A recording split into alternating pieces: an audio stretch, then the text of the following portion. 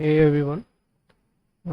इस लेक्चर में हम एग्रीकल्चर का मतलब जो एएफओ वाला पार्ट है तो उसमें क्या क्या इंपॉर्टेंट टॉपिक्स हैं, कैसे कवर करना है, टेस्ट सीरीज, मतलब जो बेसिक गलतियां हो जाती हैं और काफ़ी टाइम लग जाता है बाद में, तो वो ना हो इसके बारे में देखेंगे।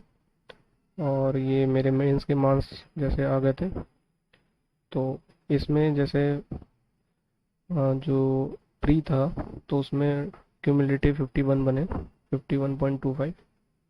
तो इसमें अब जैसे कि जनरल अवेयरनेस और ईएसआई और एआरडी, तो यही कंपलसरी सब्जेक्ट थे, बाकी जो थे वो क्वालिफाइंग थे नेचर के। तो ये मार्क्स हैं।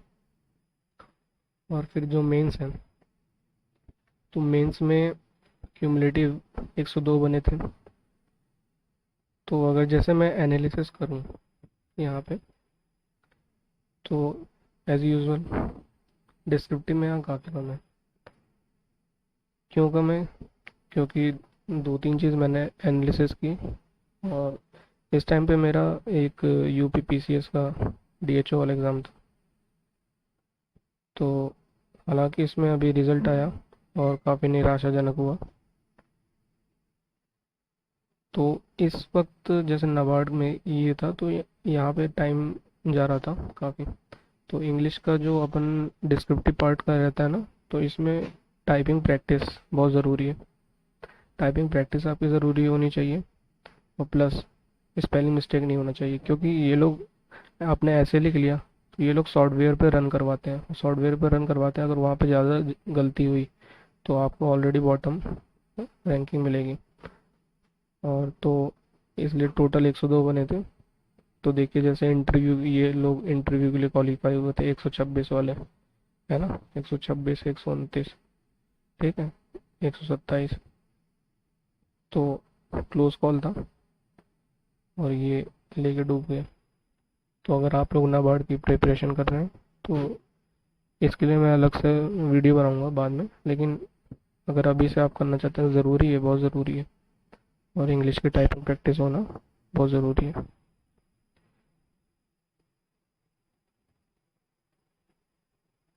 तो बढ़ते हैं आगे।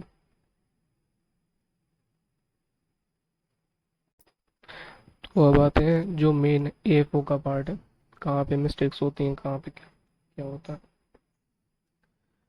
तो इसमें बेसिकली अगर आप प्रीवियस ईयर क्वेश्चन एनालिसिस करेंगे तो आपको खुद ही से मतलब एनालाइज पहले बात तो करना चाहिए। सीधे जाके कोचिंग पे आप अटक जाएंगे तो बहुत दिक्कत होगी। आपको पहले मतलब किसी भी अगर क्षेत्र में आप जाते हैं तो सबसे पहले पीवाई के, है ना, इसको एनालिसिस करोगे तो कुछ चीज़ें आपको समझ आएगी कि अच्छा ये क्वेश्चन बार बार पूछ रहे हैं, तो हमें ये टॉपिक एटलीस्ट पहले प्रायोरिटी को कवर हो जाना चाहिए। तो ये कुछ मैंने जब एनालिसिस किया था, मतलब इस बार जब था ये, तो जैसे रिजल्ट आया था तो तैयारी तो थी नहीं, तो इसलिए मैंने पी वाई क्यू एनालिसिस किया और इससे काफ़ी फ़ायदा भी हुआ, कम टाइम में एटलीस्ट मार्क्स ठीक ठाक थे। लेकिन इसके बाद भी मिस्टेक कहाँ हुई, क्यों हुई, तो वो आपसे ना हो इसलिए, क्योंकि एनालिसिस आपने कर लिया तो एग्जीक्यूशन बहुत ज़रूरी है। उसको एग्जीक्यूट कैसे करें, चीज़ें तो आपने पढ़ ली लेकिन आपको निराशा ही हाथ लगेगी अनटिल अनलेस आप उसके क्वेश्चन प्रैक्टिस ना करें। ठीक है, ये अभी मैं बात करूँगा इसके बारे में भी। तो ये कुछ मेजर टॉपिक्स हैं, तो स्टार्ट करते हैं। तो स्टार्ट करते हैं एग्रोनॉमी से। तो देखिए ये जो टॉपिक्स है ना अपन ने डिवाइड किया, मतलब इस लेक्चर के बाद आपको ये पता चल जाएगा कि कौन कौन से टॉपिक इंपॉर्टेंट है, पहली प्रायोरिटी में होना चाहिए, कौन से टॉपिक लास्ट में इंपॉर्टेंट होता है। ठीक है। अच्छा एक बात ये भी कर लेते हैं, कोचिंग और ये सब जो भी है। देखो कोचिंग का तो आजकल प्योर बिजनेस फार्मूला स्टार्ट हो गया है ना, तो आप लोग ज़्यादा इस पर रिलाय ना करें। जो कुछ चंद बुक्स हैं सिलेक्शन उन्हीं से होता है। ठीक, आप मुझसे पूछ लीजिए, किसी से पूछ लीजिए, सिलेक्शन होगा यहीं से। लेकिन इन्हीं को कई बार रिवाइज करिए, और रिवाइज ज़रूरी नहीं है, मतलब ज़रूरी है, रिवाइज बहुत ज़रूरी है, लेकिन रिवाइज के साथ जो रिवीजन होता है ना, रिवीजन थ्रू क्वेश्चंस होना चाहिए, आपकी प्रायोरिटी होना चाहिए क्वेश्चन के थ्रू रिवाइज करें। क्योंकि क्वेश्चन आपके दिमाग में तभी मतलब जब क्वेश्चन आप करेंगे गलत करेंगे तो आप फिर वापस बैक जाएंगे कि कहाँ गलती हुई, और फिर आप देखेंगे अच्छा ये इधर गलती हुई। जैसे मान लीजिए आता है अपना एग्रोनॉमी में एक आता है सॉइल मॉइस्चर टेंसियोमीटर, ये सब है ना। तो यहाँ पे काफ़ी गलती होती है। Pycnometer, piezometer, penetrometer, confusing terms है। अब जैसे पीजो होता है डेप्थ वाला हो गया है ना, तो ये आपको अगर याद नहीं है वहाँ पे कुछ और लगा देंगे। पेनिट्रोमीटर किस लिए, टेंसियोमीटर किस लिए। तो ये हम लोग पढ़ लेते हैं, पढ़ते सब सबको ये बंदा पढ़ता है। लिस्ट है इतनी लंबी लंबी, सब पढ़ लेता है। अब लेकिन जब क्वेश्चन लगाते हैं तो फिर गलत हो जाता है। या तो आप क्वेश्चन लगा लीजिए, मतलब क्वेश्चन तो इम्पोर्टेंट है ये। और जिस वक्त पढ़ रहे हैं ना, तो जैसे आपने पढ़ लिया तो एक हाथ यहाँ पे रख लो, फिर अपने आप को खुद ही जज करो कि चलो पेनिट्रोमीटर किस लिए होता है, अच्छा चलो पीजोमीटर किस लिए होता है। तो आप देखिएगा आपको कुछ ही चीज़ें होंगी इसमें से जो अटकती हैं, और वही क्वेश्चन एग्जामिनर पूछता भी है, क्योंकि वो जानता है कि बच्चा यहाँ पे अटकेगा, है ना। तो ये चीज़ें हो जाती हैं। और जैसे टेस्ट सीरीज़ की बात करें तो आप टेस्ट सीरीज़ में आप बेशक एसीसी भी जा सकते हैं, एग्री कोचिंग वाला, या फिर एग्री मेंटर वाला भी जा सकते हो। मैंने एग्री मेंटर का देखा था, तो लेकिन वो लोग तो एग्जैक्टली पूरा कोर्स ही बेच रहे हैं, और सिलेक्शन रेट तो अच्छा है, लेकिन कोर्स पूरा अब बेच रहे हैं। तो आप पूरे बल्कि बल्कि बुक पढ़ेंगे तो उससे अच्छा तो आप यही पढ़ें। आपको बस कोचिंग अगर देखनी है ना, सिर्फ क्वेश्चन के लिए, और किसी के लिए मत देखना। और बाकी कुछ मत देखना, क्योंकि परेशान हो जाओगे। 10-10 बुक आजकल ये लोग निकाल देते हैं। कोई क्वेश्चन आता है नया तो उसको अपडेट करने के चक्कर में पूरा टॉपिक उस पर लगा देंगे। परेशान अंतिम में आप ही होने वाले हो। जैसे कि एग्जांपल 2019 में अ, जैसे नबार्ड नॉर्म्स ये सब थे, ठीक है। तो नबार्ड नॉर्म्स के अगर आप क्वेश्चन पे जाके वो वाले एनालिसिस करोगे ना कहीं, तो वो कुछ बेसिक टाइप का था, जैसे गोडाउंस के मैक्सिमम मिनिमम कितना होता है। और मतलब एक था काऊ वाला कि काऊ और फिश था कुछ ऐसे, इंटीग्रेटेड में कितने काऊ होने चाहिए, कुछ फिश कितने जैसे नॉर्मल चीज़ें अगर आप बढ़ते हैं इसको ओवरव्यू अगर आप देखेंगे तो ये कुछ ऐसी चीज़ें जो चलो ठीक है बेसिक में आती हैं। अब लेकिन उसका फिर ये लोग क्या करते हैं ना कि नबार्ड नॉर्म से एक बार आया तो अब एक तो पूरे के पूरे करंट निकाल देंगे, तो उसमें नबार्ड नॉर्म देंगे, और ये डाटा डाटा डाटा इतना डाटा दे देंगे, इतना डाटा दे देंगे कि जो आप इम्पोर्टेंट वाला है ना वो चीज़ भूल जाओगे, और फिर अंतिम में फेलियर ही हाथ लगती है। ऐसे मत करना, ये बहुत बैकफायर होता है। करंट अफेयर आपको देखना, करंट अफेयर की भी एक स्मार्ट स्ट्रेटजी है, उसको भी बता दूंगा। हर चीज़ आपको नहीं पढ़ के जानी, जितना ज़्यादा कम और जितना ज़्यादा रिवाइज, लेस इज़ मोर, यही होना चाहिए आपको, ठीक है। और लेस इतना भी लेस नहीं कि भैया चलो बोला है कि लेस तो मतलब पढ़ना ही नहीं है, पढ़ना है, लेकिन कम चीज़ों को ही ज़्यादा बार पढ़ना है। ये जो कोचिंग वाले हैं ना, अभी एंटोमोलॉजी का इसका उसका उसका अलग से बुक अब निकालना शुरू कर दिए हैं। कंपटीशन है, ये कोचिंग निकालेगा दूसरा भी निकालेगा, पैसे इनको करने हैं, 10-10 हज़ार के ये लोग बेच देते हैं, बच्चा ले लेता है। अंत में आके जब सिलेक्शन नहीं होता तो फिर दिक्कत होती है, फिर वो आता है इसी पे बुक्स पे आता है, बेसिक पे, है ना। तो गलती आप लोग अगर शुरुआत में स्टार्टिंग पॉइंट पे हैं तो ये सारी गलती से बचें। तो ये होगी मेन बात। और एक मैं आपको ये भी बता दूं, जैसे ये सिंपल सा आपका टारगेट है। अब टारगेट है तो ये जो है ना, ये इतने सारे हर्डल्स हैं। ये हर्डल्स क्या है? Coaching materials. ये समुंदर है, इस समुंदर में से आपको निकल जाना है जल्दी जल्दी। आपको सिंपल स्ट्रेटेजी भी आना है, कुछ बुक्स लेनी है, कॉन्सेप्ट क्लियर करना है, आगे बढ़ जाना है। और वो बुक्स कौन कौन सी रहेगी? जैसे कि नेबरा सुंडा हो गई, ठीक, अरुण का अत्यान हो गया। सबसे पहले आप अरुण का अत्यान पढ़िए, कॉन्सेप्ट समझिए, आपको समझ आना चाहिए इंटर क्रॉपिंग क्या होता है, मिक्स क्रॉपिंग क्या होती है, मोनो क्रॉपिंग क्या होती है, सोल क्रॉपिंग क्या होती है, मल्टी रे क्रॉपिंग क्या होती है, सिनर्जिट क्रॉपिंग क्या होती है, ठीक है। ये सब कॉन्सेप्ट है। फिर जैसे कि फिर रिले क्रॉपिंग क्या है, और ऐसे बहुत सारे उसमें पहले चैप्टर बहुत इंपॉर्टेंट है, पहला दूसरा, ठीक है। कुछ कुछ ही चैप्टर इंपॉर्टेंट, अरुण का अध्ययन ऐसा भी नहीं है कि पूरी आपको पढ़ लेनी है, कुछ चैप्टर इंपॉर्टेंट है। आप पहली बार में एक बार रीडिंग लगा सकते हैं सारे, जिससे आपको कॉन्सेप्ट समझ आ जाए। फिर कुछ ऐसी पर्टिकुलर चीज़ें हैं जो कि आपको आगे जाके वही वही सिर्फ रिवाइज करना है। ये हो गई। फिर आपको जंप करना है इसमें नेमरा सुंडा में, क्योंकि आपने एक बार कॉन्सेप्ट समझ लिया। अब आपको जो फैक्चुअल डाटा आपके दिमाग में जाना चाहिए वो आएगा। ठीक है, तो उस पे आप जाइए। फिर आप क्वेश्चन जैसे जैसे टॉपिक आपका ख़त्म होता जा रहा है, जिस कोचिंग का आपने भी लगा रखा होगा उसका पर्टिकुलर उस टॉपिक का क्वेश्चन लगा लीजिए। और निराश होने की कोई ज़रूरत नहीं है कि मार्क्स नहीं आ रहे, क्योंकि ये जो कोचिंग वाले हैं ना, इनका जो टेस्ट सीरीज भी आप देखोगे तो ये ऐसे बाल की खाल निकालते हैं कि वो क्वेश्चन इन्हीं के बस उन्हीं के नोट से होगा, लेकिन आपको ऐसे नहीं करना। आपको एक ही सोर्स रखना है, जो सोर्स क्या है, PYQ। ठीक है, प्रीवियस ईयर क्वेश्चंस। तो उस क्वेश्चन में आपको देखो, ऐसा नहीं है कुछ भी पूछ ले रहा है रैंडमली उठा के, ऐसा नहीं है। कुछ चीज़ें हैं पर्टिकुलर, जब भी मैंने एनालिसिस किया तो मुझे लगा कि हाँ ये पर्टिकुलर चीज़ें हैं, इन्हीं से पूछ रहा है। और आप लोग एक बेसिक लेवल पे जैसे कि लर्न कर लेते हैं, लेकिन बाद में क्या होता है, दिक्कत होती है। क्यों? देखिए, ये हो गया ग्राफ। ठीक, तो एक बेसिक नॉलेज इतनी तो सभी रखते हैं। मतलब अगर कोई बच्चा मेंस निकाल रहा है बार बार यार, तो इतना निकालता है।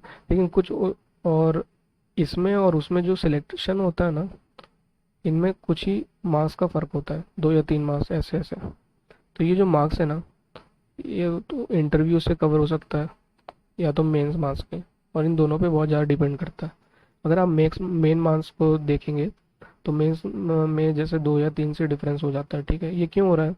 वो बच्चा इतना तो पढ़ा ही हुआ है, ठीक है, लेकिन जो उसको थोड़ा सा और जो एफर्ट है, या तो ये सेली मिस्टेक हो जा रही है। और ये सेली मिस्टेक आप बैकग्राउंड में जाके देखेंगे ना, तो ये जो टॉपिक लिखा है मैंने, सॉइल साइंस, एग्रोनॉमी, हॉर्टिकल्चर, यहीं से हो रही है, कहीं और से नहीं हो रही। इन्हीं चैप्टरों में से छोटी छोटी चीज़ें, क्योंकि वो बड़ी वाली चीज़ तो हर कोई कर ले जा रहा है, छोटी में कभी क्या क्या होता है, सिली मिस्टेक हो जाती है। जैसे कि बी वाला क्वेश्चन आया था। ठीक है, ये टॉपिक मुझे पता था, बी से ये देखिए यहाँ पे, ये मैंने मतलब एग्ज़ाम जब होने वाला था उस दौरान लिखा था, और इसमें से क्वेश्चन भी आए थे, बी वाला क्वेश्चन आया था, मैंने गलत कर दिया। सिल्क, ये सारे इंपॉर्टेंट क्वेश्चन थे, मतलब इंपॉर्टेंट टॉपिक से मैं बोला था इससे क्वेश्चन आएगा, मुझे ये अच्छे से तैयार करना है। सिल्क भी आया और ये भी मैंने क्वेश्चन गलत कर दिया। तो ये क्यों गलत हो गया? क्योंकि क्वेश्चन प्रैक्टिस, आपने एक बार पढ़ लिया, एक रीडिंग मान ली, 2 रीडिंग मान ली, आपको पता है इस इंपॉर्टेंट को टॉपिक है और इससे क्वेश्चन डेफिनेटली आएगा, लेकिन क्या आप डिलीवर कर पाए? मेन वही है, क्योंकि जो डिलीवर कर रहा है वही हैप्पी है और बाकी सब मोह माया है। ठीक है, तो डिलीवरी ये तभी होगा जब आप क्वेश्चन प्रैक्टिस करेंगे। अगर आपने सिल्क पढ़ लिया और बी पढ़ लिया, आपको पता है कि चलो ठीक है इनसे क्वेश्चन आएंगे, और आपने तैयार भी कर लिया, लेकिन आपने क्वेश्चन प्रैक्टिस इस पर्टिकुलर टॉपिक की नहीं की ना, तो ये आपको बैकफायर हो जाएगा। क्योंकि वहाँ पे आप जाओगे, कॉन्फिडेंस रहेगा थोड़ा, अच्छा ये वाला टॉपिक आया, फट से लगा दिया, जबकि वो कुछ और डिमांड कर रहा था क्वेश्चन। तो इसलिए आपको ये बातें ध्यान रखनी, ये बहुत ज़्यादा इंपॉर्टेंट बातें हैं, इस पे आपको वर्क करना ही पड़ेगा। मेन है कम पढ़ो और ऑब्जेक्टिव ज़्यादा लगाओ, तभी सिलेक्शन का चांसेस ज़्यादा रहता है। ज़्यादा पढ़ने से, बल्कि बल्कि बुक है ना, बुक बुक खरीद लो, बंडल खरीद लो, ये बिल्कुल काम नहीं करेगा, आपको बैकफायर करेगा। ये आपको अभी शायद मजाक लगे, लेकिन बाद में आपको बैकफायर करेगा। ये सारी चीज़ें मैं झेल चुका हूँ, यहाँ पे नहीं, यूपीएससी में भी झेल चुका हूँ। कोई सीनियर थे, किसी ने बताया चलो भैया बाजीराम के पढ़ लो, पॉलिटी पढ़ लो, तो अपन पढ़ रहे थे पहले लक्ष्मीकांत थी, बाद में टाइम भी निकला, इसको पढ़ लिया, फिर क्वेश्चन पे आए तो फैक्चुअल वाले क्वेश्चन बन नहीं रहे। झंडा कब लगा, एंथम कब हुआ, ये हुआ कब हुआ, फैक्चुअल, ये सारी चीज़ इसमें लक्ष्मीकांत में कॉन्सेप्ट क्लियर है, लेकिन आप डिलीवर नहीं कर पा रहे हो ना, क्या मतलब हुआ? कुछ नहीं। तो इसलिए आपको ज़्यादा इधर उधर लिविल लिविल नहीं करना है, आपको बस बेसिक पे जाना है और ये सीधे चीज़ें करती रहनी है। तो आते हैं अब जो मेन है चीज़ें, कि कौन से टॉपिक इंपॉर्टेंट है, वो आप ये नोट कर लीजिए बकायदा। और मैं तो ये बोलूँगा, आप नोट करने के बाद प्रीवियस ईयर क्वेश्चन पे जाइए पहले, और वहाँ पे सारे पेपर को एक एनालिसिस करिए कि अच्छा ये, हाँ हाँ ये क्वेश्चन है यहाँ से, इस टॉपिक से, उसको और आप मैच कर लीजिए, ये टॉपिक ऐसे ऐसे हैं, और इन्हीं टॉपिक पे आपको कमांड लानी है। ठीक है, पूरी ग्रम गाथा आपको नहीं पढ़ना, क्योंकि आपको सिलेक्शन लेना है दोस्त।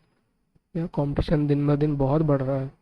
आप अगर आज एक एक बार फेल होते हैं, दूसरी बार देते हैं, तीसरी बार फेल होते हैं, चौथी बार देते हैं, लेकिन आपका मॉरल भी डाउन होता जाएगा, और कंपटीशन इतना बढ़ रहा है ना, तो इसलिए आपको ज़्यादा पीएचडी करने की ज़रूरत नहीं है, इतनी सारी पीएचडी।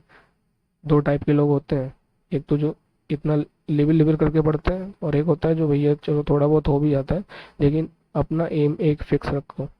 मल्टीपल एम में भी बहुत लॉस होता है, ये मैंने देख लिया। इतने सारे एग्ज़ाम दिए, पार्शियल क्लोज कॉल होता है और फिर रिजेक्ट हो जाता हूँ। क्यों? यही रीज़न है, क्योंकि एक फोकस वाली स्टडी नहीं है। 2 महीने चलो इसका पढ़ लिया, 1 महीने इसका पढ़ लिया। आपको अगर जैसे आपको एग्रीकल्चर एग्ज़ाम दे रहे हैं ना, तो सिर्फ एग्रीकल्चर फोकस कीजिए, बाकी जो मैथ रीजनिंग इंग्लिश ये सब तो कॉमन है, इसको अच्छे से प्रैक्टिस कर लीजिए।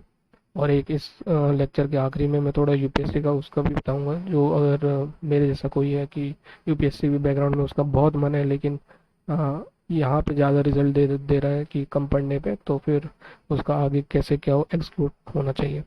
तो विदाउट वेस्टिंग टाइम अब स्टार्ट करते हैं, ठीक है। तो पहले टॉपिक जैसे अपन एग्रोनॉमी, ठीक है। तो एग्रोनॉमी इम्पॉर्टेंट है डेफिनेटली, लेकिन इसमें क्या क्या चीज़ इम्पोर्टेंट है और ज़्यादा, तो देखिए जैसे ड्रिलर, डिबलिंग, ठीक है, ये तो दो सब टॉपिक इससे क्वेश्चन आ जाता है।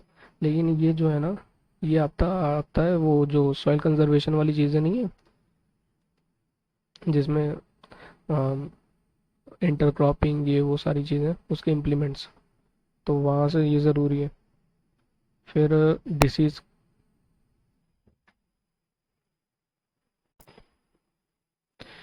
फिर आते हैं जैसे डिबलर हो गया, डिबलिंग, ये सब। तो इसके बहुत सारे टर्मिनोलॉजीज हैं, तो ये टर्मिनोलॉजी आपको इकोनॉमी के जैसे शुरुआत वाले पार्ट है ना, जैसे आर के शर्मा अच्छा, इसका भी पढ़ने का मेथड क्या होना चाहिए। पहले आपने अरुण कारपेन से अपना कॉन्सेप्ट क्लियर कर लिया, ठीक है। और इसके फिर सिलेक्टेड कुछ चैप्टर्स हैं, जैसे पहला, दूसरा, तीसरा वाला हो गया, शुरुआत के कुछ चैप्टर्स हो गए। और जैसे बंडिंग वंडिंग वाले जो कॉन्सेप्ट्स हैं, हिल एरिया में होता है, कहाँ पे होता है, ये है ना, ये सारे कॉन्सेप्ट इसमें दिए हुए हैं, ऑलरेडी दिए हैं। तो आपको ऐसा नहीं है कि पूरा एक तो अंडरलाइन नहीं करना चाहिए, ठीक है।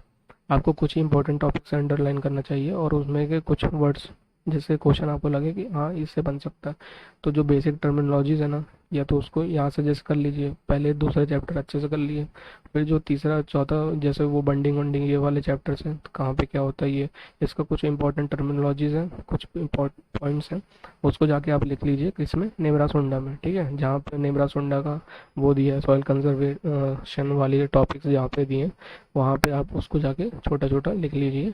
क्योंकि बाद में क्या होता है ना कि आप फिर रिवाइज जब करने लगेंगे तो तीन तीन बुक आपको हैवी लगेगी। तो आप ऐसा कीजिए कि बेसिक आपको नेमरा सुंडा ही रखनी है, और उसमें ऐड अप करते जाइए, भले अलग पन्ना लगाना पड़े, अलग कुछ करना पड़े, लेकिन आप उसको ऐड अप करते जाइए। और ये याद रखिएगा कि डाटा आपका गलत नहीं होना चाहिए, क्योंकि ये भी बैकफायर हो जाएगा नहीं तो। डाटा आपको मतलब सही से रखना है, अच्छा ठीक है, जो दिया है एकदम सही से अच्छे ध्यान से लिखिए, क्योंकि वो परमानेंट हो जाएगी वो चीज़ें, ठीक है। तो ये वो करना है। और आपको ये नहीं करना कि जो आर के शर्मा वाली जो बुक है, वो उस नेमरा सुंडा को उसमें आर के शर्मा में लिखो, ऐसा मत करना। मतलब ये मैंने ये सब सारी चीज़ें बता रहा हूँ, मैं सब मगजमारी कर चुका हूँ।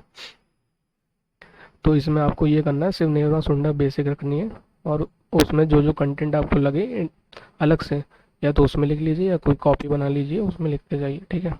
आपके लिए रिटर्न प्रैक्टिस करेंगे तो वो भी रहेगा कि याद भी रहेगा, और आपने लिखी है तो वो चीज़ें आखिरी में जाके आप रिवाइज एकदम तुरंत तुरंत कर सकते हैं, उसमें ज़्यादा कुछ आपको करना नहीं पड़ेगा, ठीक है। तो ये 3 मेजर बुक है, आपको यही रखनी है, इधर उधर मत भागना, बहुत दिक्कत में आ जाओगे। ये दुनिया बहुत जालिम है, कोचिंग वाले तो भैया क्या बताएं, आखिरी आखिरी में ये लोग वो नोट्स निकाल देते हैं 100 100 पन्ने के, कि लास्ट मिनट नोट भैया, क्वेश्चन। और लास्ट मिनट नोट में ऐसे कुछ छुटपुट वाले टॉपिक रहते हैं जिससे पता ही है क्वेश्चन आने, और उससे आ जाते हैं तो भैया देखो मेरे नोट्स आए, मेरे नोट्स आए, गाने लगेंगे। ये धंधा बना दिए पूरा एकदम भयंकर तरीके से। लास्ट मिनट नोट निकलेगा, इसमें क्वेश्चन जो भी आएगा वो ऑलरेडी आपको आता रहेगा, आपको इस पे फालतू नहीं जाना है। आपने पढ़ा होगा एक्सटेंशन में, इकोनॉमिक्स में, कि जैसे कि मूवी देखते हैं, ठीक है, और देख रहे हैं और क्या बोलते हैं, तो कितना परसेंट याद होता है, 50% होता है, ठीक है। कुछ सुन रहे हैं, कुछ एक बार पढ़ रहे हैं तो कितना घुसता है, 25%, 15%, तो वो सत्य बात है। ऐसा नहीं है कि आप last minute note last minute में पढ़ लेंगे और आपको जाके कर ले जाएंगे, ये आपको बैकफायर हो जाएगा। आप जो याद किए उसको जाके आपको थोड़ी थोड़ी इसकी याद रहेंगी, थोड़ी उसकी याद रहेंगी, और मिक्सअप होके आप आंसर गलत टिक कर देंगे, ये बहुत बड़ा बैकफायर होता है। इसलिए लास्ट मिनट नोट ये ज़्यादा है ना, जिनको अच्छा जितना स्टूडेंट है उसको आपको करने दो। ऐसा कहते हैं चलो ठीक है लास्ट मिनट नो, ऐसा नहीं कि आप भी उसमें पढ़े, आपको एक समझदार बनना है, इन सब चीज़ों में नहीं पढ़ना। सिंप्लिसिटी रखिए, क्वेश्चन लगाइए, वही अंत तक काम आएगा। क्वेश्चन आपको बेशक आप इन कोचिंग्स पे डिपेंड कर सकते हैं क्वेश्चन के लिए। आप इन किसी कोचिंग को जाइए, क्वेश्चन उसका बैंक लीजिए और टॉपिक वाइज या अपना बेसिक बुक से टॉपिक पढ़िए, एज अ क्वेश्चन लगाइए, टॉपिक पढ़िए, क्वेश्चन लगाइए, जो क्वेश्चन गलत हो उसको कहीं नोट कर लीजिए जिससे अगली बार गलत ना हो। तो ऐसे ऐसे करके आप अपना मार्क्स को डिस्ट्रीब्यूट कर सकते हैं। और आपको एक ही चीज़ फोकस करनी है, एग्रीकल्चर। ज़्यादा इधर उधर करेंगे तो कुछ हाथ में नहीं आएगा, दिक्कत बाद में हो जाएगी। धीरे धीरे एज भी बढ़ती जाती है, फैमिली की प्रेशर, इधर उधर प्रेशर, हर चीज़ होता है। तो अपन कहाँ थे, ड्रिलर और डिबलिंग में, ठीक है। फिर देखिए डिसीज़ टेबल और विटामिन, ठीक है। तो ये अपने को जैसे ये मेजर टॉपिक्स हैं। डिसीज़ हो गया, उसके सिम्टम्स हो गए, क्या हो गया। फिर जो टेबलर फॉर्म में जो भी जितनी चीज़ें दी रहती हैं वो बहुत इंपॉर्टेंट रहती हैं, विटामिन्स, ठीक है। और फिर रिवॉल्यूशन, जैसे रिवॉल्यूशन में भी कभी कभार बेसिक है, पता होता है, लेकिन गलती हो जाती है यार इसमें। जैसे ब्राउन रिवॉल्यूशन किसको बोलते हैं, पिंक रिवॉल्यूशन, है ना। तो ये सब चीज़ें आप एक बार पढ़ लेंगे याद हो जाएगा। लेकिन एग्ज़ाम में क्या होता है कि इतने हम लोग जल्दीबाजी में रहते हैं ना, तो अरे ये तो आता ही होगा और मार देते हैं। और यही छुटपुट वाली चीज़ है ना, बैक में इतनी बैकफायर होती हैं, बहुत ज़्यादा बैकफायर होती हैं, बहुत बहुत दिक्कत आती है यार दोस्त। इसलिए आपको ये अच्छे से आँख खोल के पढ़ना है कि आपको किस में कन्फ्यूज़न हो सकती है और उसी पे टिक मार दी, सब पे टिक मत मारो।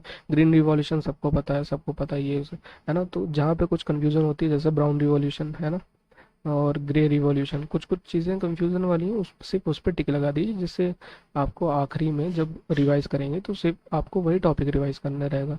ये नहीं कि पूरा बुक लेके बैठ जाए, अच्छा भैया अब तो लाइन से पढ़ना। और लाइन से कभी मत पढ़िए, लाइन से पढ़ना बहुत ही खराब चीज़ है। पहले आपको ये जितने टॉपिक्स मैं बता रहा हूँ इस पे कमांड लाना है, फिर जंप करना है दूसरे पे, ठीक है। फिर अपना हो गया सेंचुरी।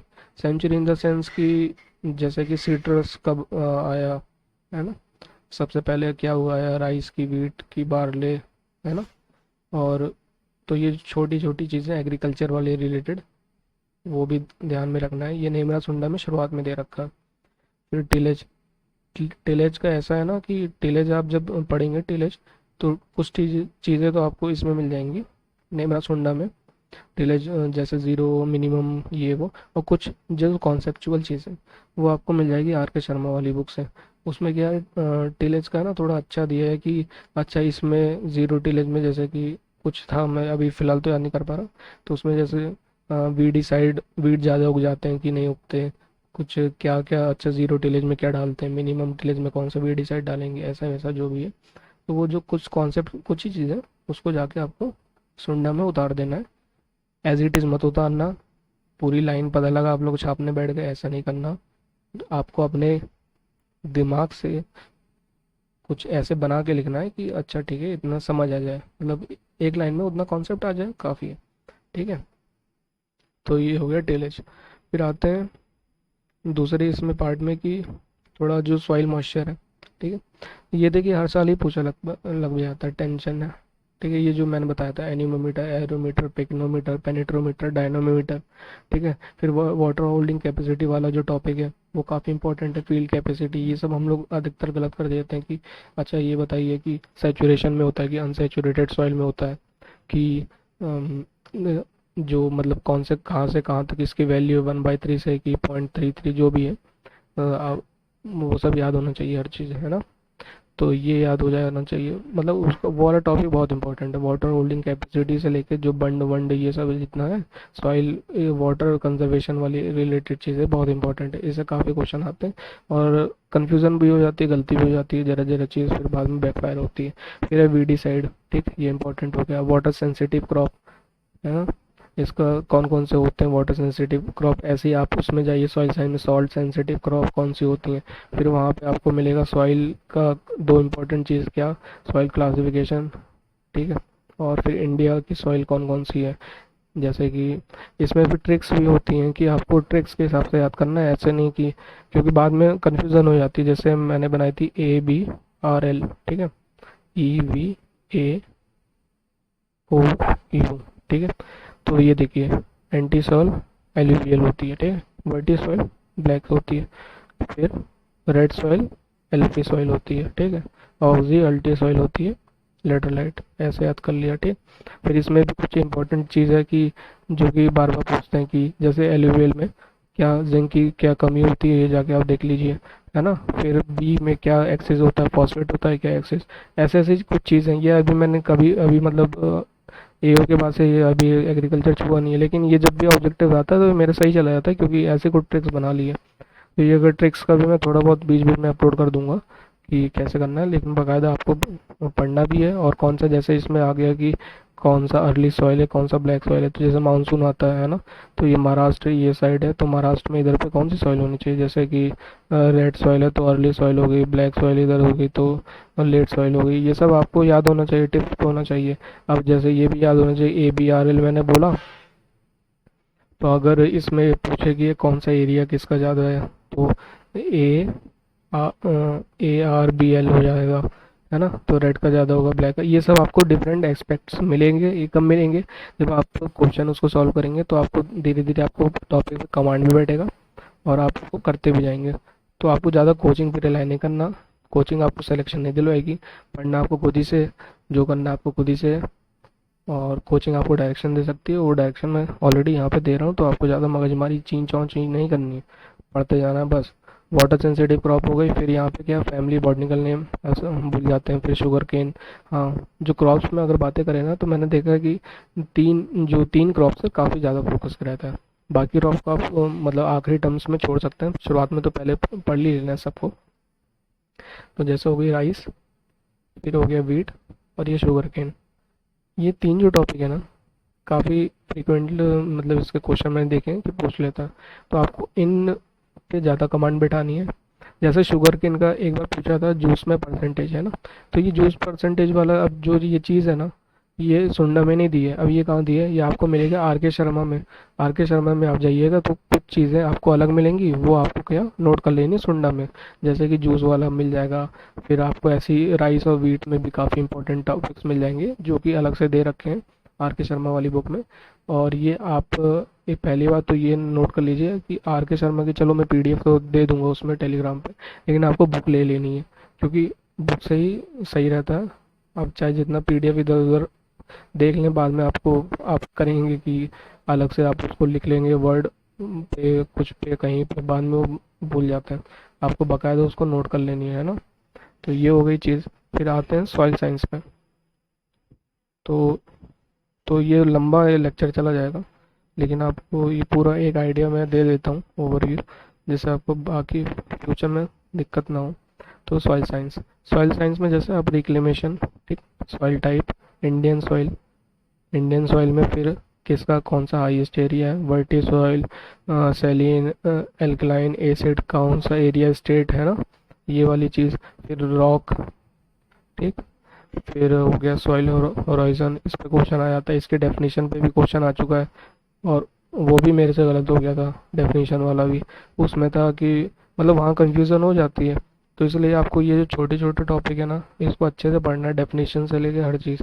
मतलब गलत क्वेश्चन हो ही ना, ऐसा आपको पढ़ना है कि गलत हो ना। और क्वेश्चन भी लगाना है, क्योंकि क्वेश्चन लगाओगे तो आपको कन्फ्यूज़न आएगी तो आपके कॉन्सेप्ट क्लियर होंगे। गलती आप शुरुआत में चाहे ज़्यादा कर लें, वो बेहतर है ना कि अंत में। क्योंकि मेन एग्ज़ाम में आप जाके गलती करेंगे तो वो बैकफायर हो जाएगा दोस्त।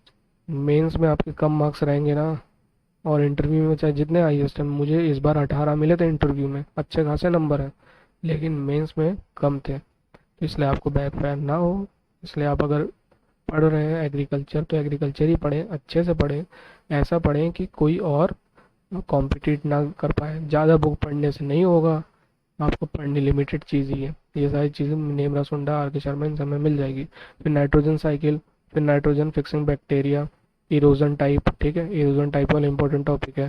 फिर नाइट्रोजन कंटेंट, ठीक, फर्टिलाइजर इसमें जितने कंटेंट वंटेंट है वो सब चीज़ें हो जाएंगी। फिर सॉल्ट टॉलरेंट वाली, ठीक, सॉल्ट टॉलरेंट में आपको देखने को मिल जाएगा जो सुंडा वाला पेज है, लेफ्ट साइड में यहाँ पे दे रखा है पूरा, नीचे साइड कौन कौन सी क्रॉप की वो है, जैसे बारले हो गई, सॉल्ट टॉलरेंट है कि नहीं है, ये सब आपको देखने वाली चीज़ है। फिर इसी के ऊपर सॉल्ट वो भी दे रखा है, कौन कौन सी टाइप्स होती हैं, ये सब मैंने बता ही दिया आपको, इंपॉर्टेंट है इधर पे। ठीक, तो ये कुछ चीज़ें हैं जहाँ पे आपको कमांड हरदम होनी चाहिए। ये सारी शुरुआत में आप चीज़ें एक लाइन से इसको निपटाते हुए चलें, और फिर बाद में वापस जंप करें सॉइल साइंस में, फिर पूरा एक लाइन में ये अच्छे से पढ़ लें, तो ऐसा क्लियर हो जाएगा।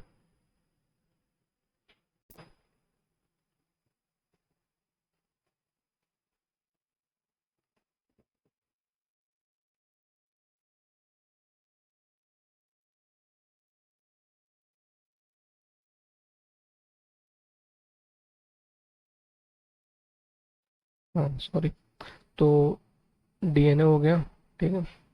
फिर हाँ, जैसे कि वो नहीं, सीड रेट और ये सब, वो वाली चीज़ें इंपॉर्टेंट है बहुत ज़्यादा। फिर हेटेरोसिस क्या है, डोमिनेंस क्या है, टेस्ट क्रॉस क्या है, ये सब बेसिक चीज़ें ये आपको पता होना चाहिए। फिर आइसोलेशन डिस्टेंस कितनी होनी चाहिए, क्या है, टैग कौन कौन सा होता है, जर्मिनेशन परसेंटेज है, ये सब आपके टेस्ट पे होनी चाहिए। ये देखिए, ये सब छोटी छोटी चीज़ें हैं, ये टेस्ट पे हो जाएंगी तो आपको एटलीस्ट जो छोटे थोड़े बहुत मार्क्स कम पड़ जाते हैं, क्योंकि एक बेसिक लेवल तो यार सभी कर लेते हैं, थोड़ा जो ऊपर उठता है वो इन्हीं सब क्वेश्चन से उठता है। और कोई जो अतरंगी वाले क्वेश्चन आ जाते हैं ना, तो उसको सारे लोग गलती करते हैं, कुछ लोग तुक्का मारते हैं सही हो जाता है, तो उसको आपको छोड़ देना है। और वो टॉपिक पे अगर कोई कोचिंग फिर अतरंगी क्वेश्चन आता है, तो जैसे कि पूछ लिया कि कोरोमंडल कोस्ट कितना बड़ा है, या कुछ भी है, ब्रैकिश वाटर ये वो, तो अब क्या है, कोचिंग वाले भैया देख लिया इसमें, उनको देखो, वो लोग प्रॉफिट मोटिव पे चलते हैं सब, वो टॉपिक देख लिया तो अब उसकी एक बुकलेट निकाल लेंगे, लो पढ़ो, पढ़ लो, अगले साल नहीं पूछेगा। लेकिन ये जो क्वेश्चन है ना, ये बेसिक चीज़ है, इनसे काफ़ी पूछता है। तो tag, germination percentage, seed replacement rate हो गया, टेस्ट क्रॉस हो गया, एट्रोसिस डोमिनेंस, ये सब जो रेशियो वाला वो चीज़ हो गई।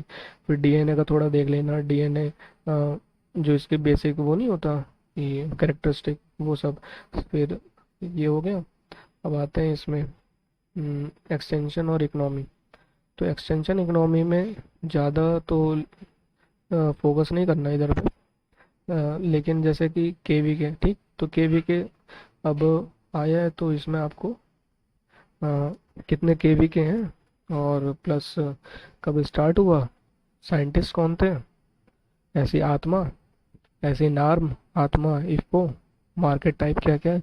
तो ये सारी चीज़ें ना आपको कंबाइन करके पढ़नी है। ये जो केवी के आत्मा, नार्म, ये सब है, ये आपको थ्योरेटिकल थोड़ा व्यू पॉइंट आपका मिल जाएगा वहाँ से, कहाँ से, अरुण का अध्ययन वॉल्यूम फर्स्ट के आखिरी में ये सारी चीज़ें दी हैं आपको। मतलब ये यही स्पेसिफिक पढ़ना है, ज़्यादा इधर उधर पूरा मत पढ़ने बैठ जाना। तो ये सारी जो चीज़ें हैं आपको मतलब पता भी होना चाहिए, इंपॉर्टेंट भी है, और प्लस आपको ये नाबार्ड में भी काम आएगा। कैसे आएगा, जैसे कि नाबार्ड के अभी इस बार मेंस जब दिया था मैंने, तो इसमें केवी के केवी के आया था। और तो इन सब का जो क्वेश्चन आता है ना, तो इसमें आपको थियोरेटिकल चीज़ें लिखनी रहती है, तो अगर आपको पता है तो आप जल्दी जल्दी लिख सकते हैं। फिर market type, primary, secondary, tertiary, तो ये दो चार पन्ने का दे रखा है जिसमें सुंडा में आपको वो पढ़ लेना है। ठीक है, ज़्यादा मगजमारी नहीं करनी। तो ये हो गया। फिर आते हैं फार्म पावर मशीनरी में, ठीक है। अब तो ये यार, ये ऐसा सब्जेक्ट है ना, फार्म पावर मशीनरी, इसको जितना ही पीछे पढ़ो उतना ही भागोगे, ज़्यादा टाइम वेस्ट करने की ज़रूरत नहीं है। कुछ कुछ इंपॉर्टेंट टॉपिक है, जैसे विड्थ, ठीक, वॉल्यूम स्प्रेयर का वो वॉल्यूम वॉल्यूम कितना हाई, और कौन सी पावर स्प्रे, ये सब हो गया। फिर ग्रीन हाउस का, ग्रीन हाउस में क्या पढ़ना है, जैसे मटेरियल, कौन कौन सा वो जो क्लासिफिकेशन है बेसिक वाला ग्रीन हाउस का, लीन टू टाइप, और क्या क्या था उसमें, वुडन वुडन पीवीसी कौन सी लगाते हैं, कितने साल का वो है, लाइफ टाइम, ये सब जो चीज़ें वो आपको मिल जाएगी। फिर है फील्ड कैपेसिटी। और जो जो टॉपिक मैं बता रहा हूँ, जैसे बी वाला अभी चला गया बी, तो ये बी वाले जो ये है ना, ये मैंने बाकायदा कंपाइल्ड पीडीएफ अपने ग्रुप में डाल रखी है, उसको बस उसी को पढ़ लेना, काम हो जाएगा। इस बार भी क्वेश्चन उसी से आया था। तो फिर आवर्स, आवर्स हो गया, आरपीएम हो गया, ठीक, गोडाउन हो गया, maximum storage, max minimum capacity. अब इसी में थोड़ा वो भी आ जाता है, क्वेश्चन जैसे कि अच्छा मैक्सिमम स्टोरेज कितना उसके लिमिट कितना है, 50 से 2000 मिलियन टन मेट्रिक टन जो भी है। फिर ये हो गया। आगे आता है एनिमल हस्बेंड्री, ये मोस्ट इम्पोर्टेंट। तो एनिमल हस्बेंड्री में पहले तो जो टेबल्स होती हैं जैसे पॉस्चरेशन की, डे की, ठीक है, और जो बेसिक है, जो बेसिक में क्या क्या आएगा अपना, जैसे कि जो कौन सी मुर्रा है, कौन सी क्या है, जो भी। तो एनिमल हस्बेंड्री में आपको बाकायदा 3 चीज़ लेके चलनी है। पहले तो आपको कुछ शॉर्ट नोट्स बना लेना है, जिसमें से आपको बार बार क्वेश्चन भी आएंगे, उसमें फंसेगा भी। तो आपने जब वो याद कर लिया कि चलो मुर्रा कौन सी है, बड़ावरी कौन सी है, ये सारी कौन सी है, तो ये आपको देख लेनी है ना। फिर शिप ऐसे गोट की, ऐसे शेप की, ये सब चीज़। तो ये जो पर्टिकुलर टॉपिक है, ये मैंने शायद ये एग्री कोचिंग वाला जो है नोट्स है, तो वहीं से कर लिया था। तो जो मैंने बोला ना टेलीग्राम पे अवेलेबल है, तो वहाँ से जाके पर्टिकुलर कुछ चीज़ें हैं उसको शॉर्ट आउट करके अलग से नोट करके उसे कर लो। पूरा पढ़ने की ज़रूरत नहीं है कोचिंग वोचिंग से।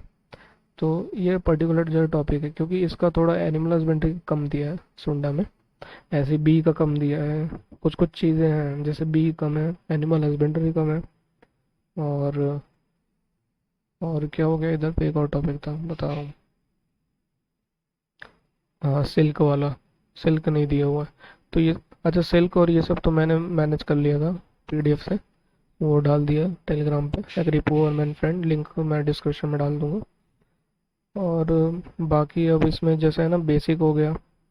फिर आते आएंगे कि अपन जैसे आरपीएम, इसमें भी जैसे एक आरपीएम वहाँ ऊपर था, तो यहाँ पे कौन सा टेस्ट किस में लगेगा, और ये घी वी वाला वो सा परसेंटेज, इसको उतना नहीं आता लेकिन थोड़ा बहुत देख लेना, कभी कभार दिमाग घूम गया तो किसी का तो आ जाता। फिर होमोजेनाइजेशन, एमल्सिफिकेशन क्या है, सेंट्रिफिकेशन, पास्चराइजेशन, ब्रेकिंग, ये थोड़ा कम आता है लेकिन पढ़ लेना क्योंकि आ सकता है, ऐसा कुछ वो नहीं है। और फिर housing system, poultry, cage system बहुत इंपॉर्टेंट है, केज से लगातार आते हैं क्वेश्चन। तो केज वाला, ये जो केज वाला सिस्टम है, ये भी वो ग्रुप पे जाना आप अलग से, एनिमल हस्बेंड्री वाला जो नोट्स है कोचिंग का, उसी में जाके उतना पर्टिकुलर चीज़ पढ़ लेना, पूरा मत पढ़ने बैठ जाना, नहीं तो दिक्कत में आ जाओगे। फिर holding, free range, semi intensive, ये उसका टाइप है दरअसल पोल्ट्री केज के। बैटरी हो गई, लीटर सिस्टम हो गया, ये सब वाला, ठीक। फिर आएंगे अपन, आगे चलते हैं।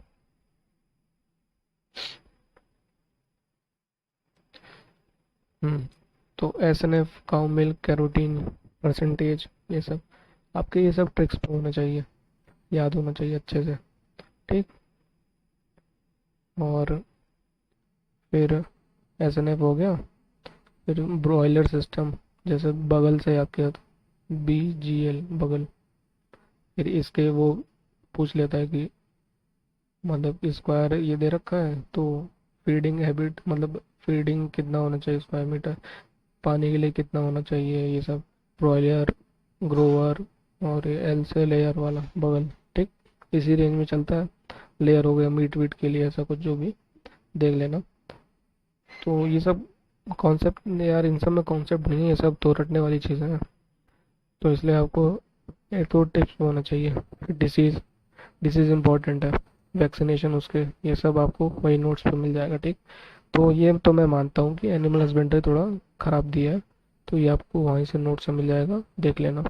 फिर काविंग, शेड, ठीक, और ब्रीड, तो कौन सी ब्रीड है क्या है सबकी, वो पढ़ लेना। काविंग शेड्स, ये काविंग शेड आपको ये चीज़ तो उससे मिल जाएगी, अरे जो आर के शर्मा वाली बुक है वहाँ पे। तो वो पेन का साइज़ क्या होता है, और बछड़ा बीमार हो गया तो कौन से शेड पे रखेंगे, कोई प्रेग्नेंट काऊ है तो वो कौन से उस पे रखेंगे, एक बुल कितने फीमेल को आ, मतलब कि वही। और और क्या था इसमें, डिसीजेस क्या हैं, ठीक है। अब जैसे इस बार क्वेश्चन था, तो एक कौन सा बीटल, बीटल था शायद, कुछ ब्रीड थी, बीटल तो पता नहीं क्या था। तो ये था शायद डुअल था, ये शिप विप की थी, तो ये मैंने ट्रिक से याद कर रहा था कि डबल ई जैसे आ रहा है तो ये डुअल। तो उस समय मैं बहुत कंफ्यूज हो गया था, लेकिन यहाँ पे दिमाग गया, अच्छा डबल ई है डुअल, तो ऐसे करके टिक मार दिया था, वो आंसर सही था। तो कुछ ना कुछ आपको शॉर्ट ट्रिक रखनी है, इसकी भी मैंने बना रखी थी। जैसे दो हरी ऑन था कंकड़, ठीक है, तो कंकरेज थार पर कर ऑन गोल, ये था हरी से कुछ था। फिर ये जैसे हो गई अपनी डुअल वाली हो गई दो, ठीक है। तो ऐसे ऐसे आपको याद रखना है कि डुअल की कौन सी है और उसकी कौन सी मिल्क की कौन सी है। ये मैंने शॉर्ट नोट्स बना रखे हैं, उसको शेयर भी कर दूंगा बाकायदा, अच्छे से बनाया है कि मैं, क्योंकि उसी को पढ़ के चाहता हूँ तो एटलीस्ट हो जाता है। जैसे इंडिया के मैप से, इंडिया का मैप हो गया, तो इस यहाँ पे जैसे बना रखा था ये, ऐसे कुछ दिल्ली और यूपी साइड ऐसे मुड़ा करके, जैसे यू करके, तो ये मुर्रा यहाँ का हो गया। फिर ऐसे यहाँ पे तमिलनाडु साइड एक गोद, गोद जैसे बनाया था यूँ, तो गोदावरी ऐसे कुछ याद कर रखा था। फिर यहाँ से अपना पाकिस्तान, तो पाकिस्तान में, अरे पाकिस्तान में कुछ था ही, मतलब कुछ पाकिस्तानी वाली वैरायटी है, फिर उनका क्रॉस गुजरात वाली से करवाया तो कुछ बने हैं ऐसे ऐसे। तो उसका पूछ लेता है कि प्लेस कौन से है उसका, और मिल्क कितना देता है, हाईएस्ट मिल्क क्या है, ये सब। तो जैसे कि एक था फैट का जार, ऐसा कुछ याद कर रखा था, तो जार जैसे हो गया, जाफराबादी है शायद, तो उसमें ज़्यादा फैट होता है, ठीक है। तो ऐसे जैसे हैवीएस्ट पूछता है, तो कंकड़, तो जैसे मैंने बोला दो हरी ऑन था कंकड़, तो कंकड़ जैसे हैवी होता है, कंकड़ क्या होता है अपना पत्थर वत्थर हैवी होता है ना, तो ये हैवीएस्ट हो गया। ऐसे ऐसे मतलब कुछ ना कुछ आपको बकैती करके याद करना है भैया, मार्क्स लेना है तो। ठीक, आगे बढ़ते हैं। फिश, तो फिश हो गया। लाइम, इसमें रिक्वायरमेंट पूछ लेता है, राइस ब्राउन परसेंटेज, ये भी थोड़ा टॉपिक कम दिया है, तो ये आपको एसीसी वाला जो है ग्रुप पे मैंने दे रखा है, वही वो उतना पढ़ लो हो जाएगा।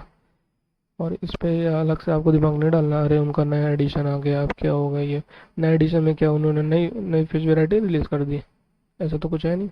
या फिर चेंज हो गया, डेमोग्राफिक चेंज हो गया इंडिया का भैया, ऐसा कुछ नहीं होता। नए एडिशन में वो लोग नए क्वेश्चन ऐड कर देते हैं, जो प्रीवियस ईयर वाला है वो आपको अलग से देख ही लेना है। तो नए नोट्स के चक्कर में ये नहीं है कि अपना जो नोट्स है उसको भूल जाओ, स्टिक रहो अपने नोट्स पे, करो सबका, मतलब सॉरी, सुनो सबका करो अपना, ठीक।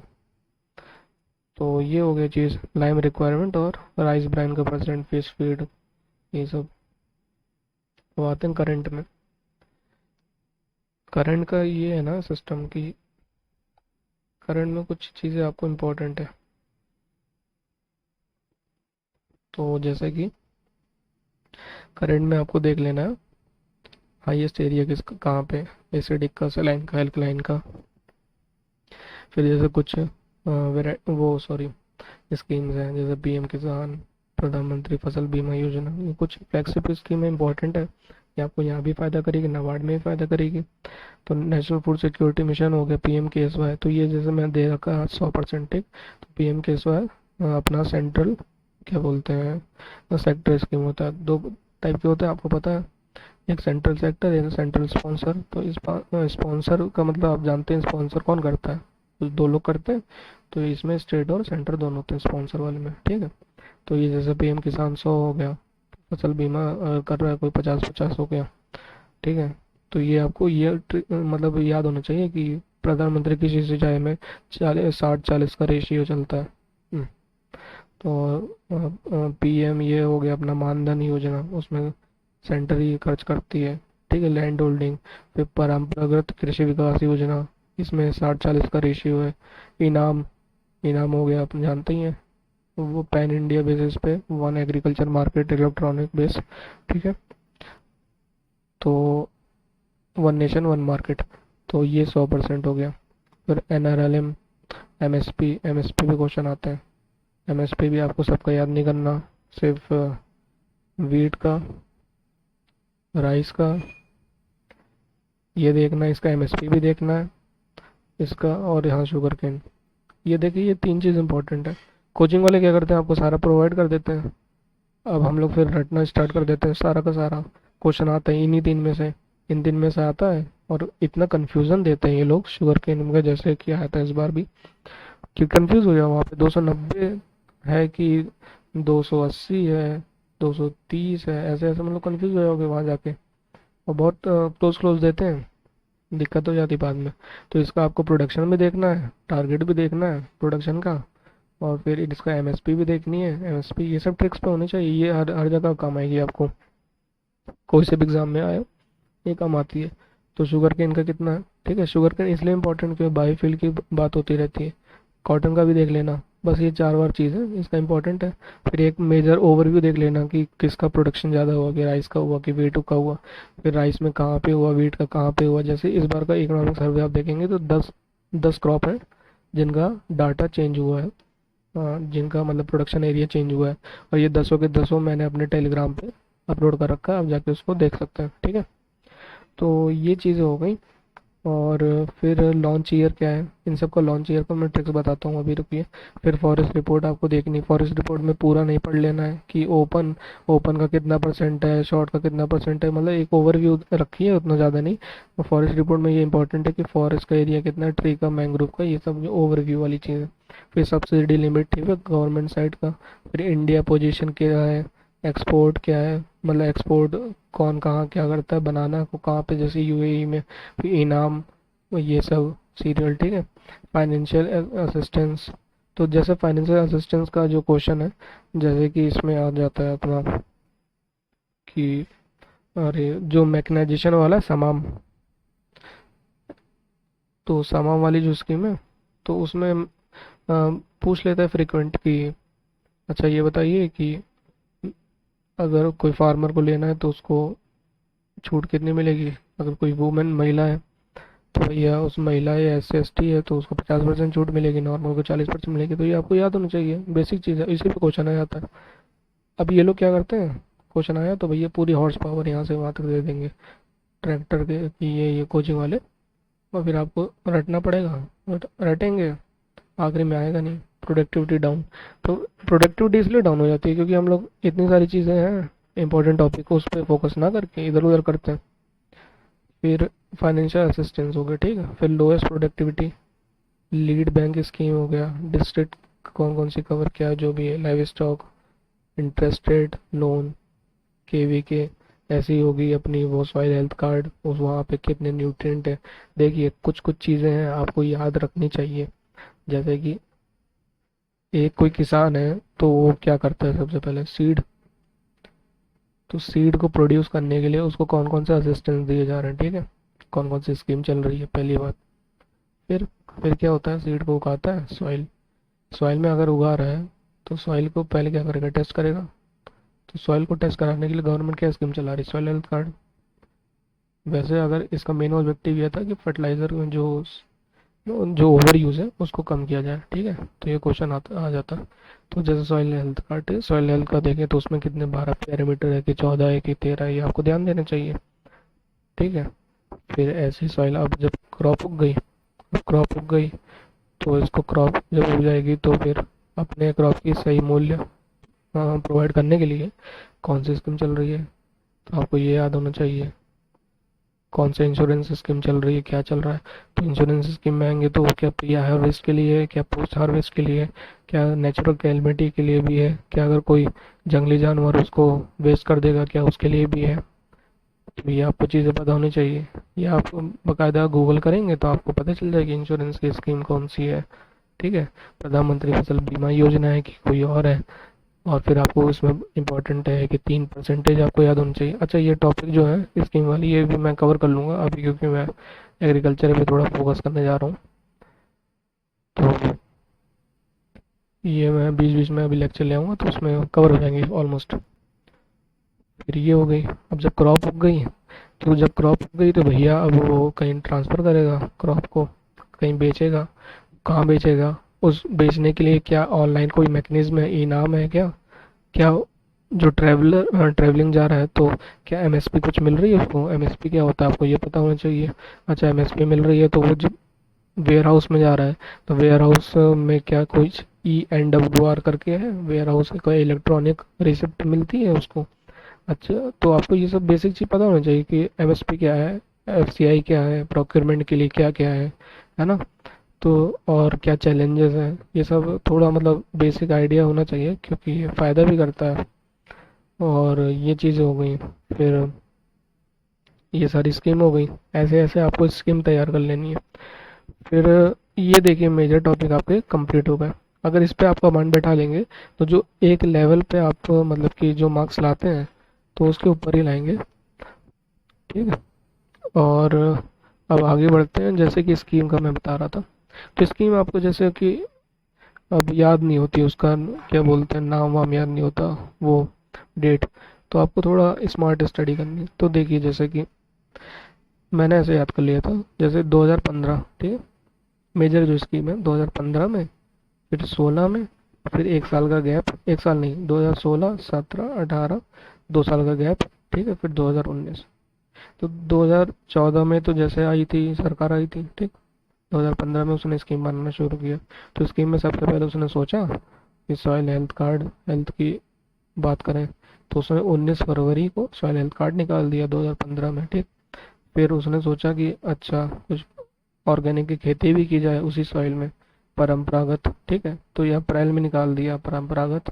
फिर उसने सोचा गर्मी का माहौल, भैया मौसम आ रहा है, तो गर्मी का मौसम में कूल कूल कैसे होंगे, सिंचाई से, तो सिंचाई योजना ले आए 1 जुलाई को, ठीक है। फिर 2016 में जंप करेंगे। फिर अब जब फसल वसल उग गई है तो फसल को बीमा भी चाहिए, तो फसल बीमा योजना 2016 में। तो एटलीस्ट ये जो चीज़ें हैं ना, ये ऐसा आपको एलिमिनेट करने में काम आ जाती है कि अच्छा चीज़ है, हाँ ये इसके बाद आया होगा, ये उसके थोड़ा आप एलिमिनेट कर दें। जैसे ये 19 फरवरी है या 18 फरवरी है, तो ये कन्फ्यूजन पार्ट है, इसको ऐसे याद करेंगे। अगर रैंडम वैसे याद करेंगे ये डेट और ये स्कीम का नाम, तो आप यार भूल जाएंगे। तो आपको थोड़ा इस वे में याद करना पड़ेगा। तो फरवरी में आई, 18 फरवरी में, ऐसा भी पूछ लेता खरीफ में आई 2016, ठीक है, ये 16 आई है। फिर इनाम, अब जब फसल हो गया तो उसको भैया बेचने की बात आई मार्केट में 14 अप्रैल को, ठीक। फिर 2019 में जब करते हैं 2 साल के बाद, तो पहला 15 हो गया, 16 2 साल बाद, फिर 19 में कुसुम की बात आई, PM कुसुम, PM किसान की बात आई 24 फरवरी। तो ये आपको ऐसे ही याद होना चाहिए, ठीक। फिर RRB का जैसे कि शॉर्ट में लिख दिया था, ऐसे एक एक लाइन का आप बना लीजिए। मैं वैसे कर भी दूंगा, लेकिन आपको एक लाइन में ऐसे छोटे छोटे में लिख लेना है, क्योंकि बाद में ये सब ऐसे ही आते हैं यार, क्वेश्चन सीधे गलत हो जाता है। नाबार्ड में भी फायदा करेगा आपको, इधर भी करेगा। RRB सेंटर का 50, 15 स्टेट का, 35 स्पॉन्सर का, ठीक है। अल्टीमेट रेगुलेटर कौन है, RBI है। इमीडिएट कौन है, नाबार्ड है। अब जैसे ICR की कौन कौन सी मेजर स्कीम है, ICR की मेजर स्कीम जैसे आर्या, रेडी, ये तो चलो ठीक है, डिस्क्रिप्टिव वाला पार्ट है, छोड़ो इसको। तो अब जैसे लाइव स्टॉक सेंसस, ठीक है, तो लाइव स्टॉक सेंसस कौन सा था, 20वां था। कब से, 1919, ठीक है। पहले ही बता दूं, ये जो सेंसस वेंसस है ना, अपने शॉर्ट नोट्स में लिख लेना। ये नोट से पढ़ोगे तो आपको बार बार दिक्कत हो जाएगी। अब इसका CGBSP, ठीक है, ये क्रोनोलॉजी हो गई। तो इसमें कैटल, गोट, बुफेलो, जो भी शीप हो गया, है ना। तो अब किस किस में कौन ज़्यादा है, कैटल में वेस्ट बंगाल में ज़्यादा है, गोट राजस्थान में ज़्यादा है, बुफेलो यूपी में ज़्यादा है, शीप आंध्र प्रदेश में ज़्यादा है, पी असम में ज़्यादा है। टोटल से कितना है, 536 मिलियन है। ये कितने परसेंट होता है वर्ल्ड का, 4.6% होता है। 36% क्या है, कैटल है 192, 110 ये है अपने मिल्च में आ गए, ठीक है। तो शॉर्ट शॉर्ट में आपको याद होना चाहिए। पोल्ट्री कितना है, तमिलनाडु में सबसे ज़्यादा है, 851 मिलियन, वो है 16.8% इसकी ग्रोथ है पिछली बार से। फिर एग्री एक्सपोर्ट पॉलिसी कब आई थी, 2018 में आई थी, क्या टारगेट थे आपको याद होने चाहिए। फिर इनाम क्या है, इनाम 100% वाला है। फिर इसमें 200 करोड़ और 585 APMC जो एग्री प्रोड्यूस मार्केट जो भी है लिंक करने की बात कही थी, इसमें 1000 मंडी को, और राजस्थान में सबसे ज़्यादा है। तो ऐसा शॉर्ट शॉर्ट में आपको लिख लेना है, पूरा लंबा चौड़ा नहीं लिखना इसको एकदम, कि पता लगा भैया पढ़ने में भी मज़ा ना आए। ऐसे आपको शॉर्ट में बनाना है। मनरेगा 2 फरवरी 2006 में। और वेटलैंड ये सब तो चलो UPSC वाली चीज़ हो गई, इसको छोड़ दो। तो ये चीज़ है, ठीक। ऐसे ही इम्पोर्टेंट आ जाता है कभी कभार कि जैसे कि 100% कौन से हैं, मतलब कि 100% से सेंटर देगा। तो PM किसान है, प्रधानमंत्री ये वाला मानधन इनाम है, केवी के है, ये आपके टिप्स पे होना चाहिए। फसल बीमा में 50-50 दोनों फसल ले जाते हैं सेंटर स्टेट। प्रधानमंत्री कृषि सिंचाई और परंपरागत में 60-40 हो गया। फिर आपको ये याद होना चाहिए आरबीआई इस्टेब्लिश कब हुई थी, 1 अप्रैल को। फिर डाउट हो जाता है, गलती भी हो जाती है। 1 जनवरी 1914 में फिर नेशनलाइज हो गया था। इसी बीच जो इंपीरियल बैंक बना था 1921 का, वो 55 में आगे एसबीआई में हुआ था तब्दील। फिर 19 जुलाई 1969 में सबसे पहला नेशनलाइजेशन हुआ था 14 बैंक का, फिर 6 बैंक का। ये आपको टिप्स पे होना चाहिए। ये वैसे पूछते तो नहीं है, लेकिन नाबार्ड में पूछ लेता है, इम्पोर्टेंट भी है। अच्छा, डेज वेज में भी कंफ्यूजन हो जाती है, डेज कभी और पूछ लेता है ऐसे ही रैंडम, मतलब आपको याद होना चाहिए। जैसे शुरुआत के याद कर लिए, जनवरी, फरवरी, मार्च, अप्रैल। तो अप्रैल में भैया एक गोला है अर्थ, तो ये 22 है, इसके ऊपर वाटर लगा है, वो भी 22 को है, लेकिन वो मई में है। तो 22 मई में इंटरनेशनल वाटर डे है। ये वैसे ये नहीं पूछता, ये पूछ लेता इंटरनेशनल अर्थ डे 22 अप्रैल में है। ठीक है, सिविल ये तो यूपीएससी का मैंने किया हुआ था, मतलब नहीं। फिर किसान दिवस क्या है, तो जो डे है ना नेमरा सुंडा में दे रखा है, वो उतना याद कर लो, काफ़ी है। फिर बस इतना है हो। और ये पीएम आशा हो गया। ठीक है, तो ये क्या क्या करता है, चलो ये सब तो मैं बना लूँगा बाद में। तो इम्पोर्टेंट टॉपिक तो कवर हो गए। और फाइनली तो आप लेक्चर यहाँ पे ख़त्म कर सकते हैं। अब कुछ बातें उन बच्चों के लिए जो कि यूपीएससी तैयारी भी कर रहे हैं और लेकिन कुछ दिक्कत भी हो रही है। तो यार, मैंने अपने इस जर्नी में ना एक चीज़ पता की है कि मेरे साथ वाले अधिकतर बच्चे एग्रीकल्चर जो फोकस थे वो निकल गए। ठीक, तो अगर आप जैसे यूपीएससी आप तैयारी कर रहे हैं, तो या तो आप 21 मतलब कि ग्रेजुएशन के उस स्टेज पे तो बहुत अच्छी बात है, आप रिस्क बेयरिंग उठा सकते हैं और सीरियस अटेम्प्ट दे सकते हैं। लेकिन अगर आप कुछ ज़्यादा उसके हो गए ना, 25 या 26 इन सब के, तो अब आप पे आज आ रही है कि कहीं होना चाहिए। तो अगर आप देख रहे हैं कि जैसे कि कम मेहनत 11-12 दिन में पढ़ के आप इंटरव्यू तक पहुंच जा रहे हैं, या फिर नबार्ड में भी जैसे मैंने भी कुछ ऐसे ही थोड़ा बहुत ही करके गया था, तो मेंस तक पहुंच गया था। तो अगर आप लोग भी ऐसा देख रहे हैं ना अपने आप को इस स्थिति में कि अच्छा हाँ, ज़रा सी मेहनत में आप हो जा रहा है, लेकिन जितने भी एग्रीकल्चर वाले आप एग्ज़ाम दे रहे हैं उसमें कहीं ना कहीं कुछ मार्क्स से रह जा रहे हैं, क्योंकि आपने वो चीज़ स्पेसिफिकली नहीं पढ़ रहे हैं, है ना। कि मैं जानता हूँ अगर कोई यूपीएससी वाला है बंदा, तो वो पॉलिटी भी पढ़ रहा होगा, उसको दिमाग में होगा कि प्रेसिडेंट इलेक्ट कब होता है, रिमूवल कब होता है, क्यों होता है, किन मिसबिहेवियर होता है, क्या होता है, वो बात समझ पा रहा होगा कि polity, medieval history, ancient history, environment, geography. देखिए कॉन्सेप्ट सब चीज़ें हैं, लेकिन क्या है ना कि अगर आप लेटर स्टेज में आ गए, थोड़ा इस चीज़ को हाल्ट दें, रोकें, एनालाइज करें कहाँ गलती हो रही है, क्योंकि यार टाइम है कम। तो या तो आप एकदम फोकस कर लीजिए, या तो डाइवर्ट मत हुई, मतलब किसी भी एग्ज़ाम के लिए आपको डाइवर्ट नहीं होना है। एक पे फोकस करिए और जब निकल जाए तो बैकअप में आप जाके कर सकते हैं। तो यह मैं कहना चाहूँगा अपने फ्रेंड्स से जो कि यूपीएससी तैयारी भी कर रहे हैं और साथ में एग्रीकल्चर एग्ज़ाम भी दे देते हैं, ये सब दे देते हैं। तो होप आप सभी का अच्छा इस बार रिजल्ट आए। तो थैंक यू।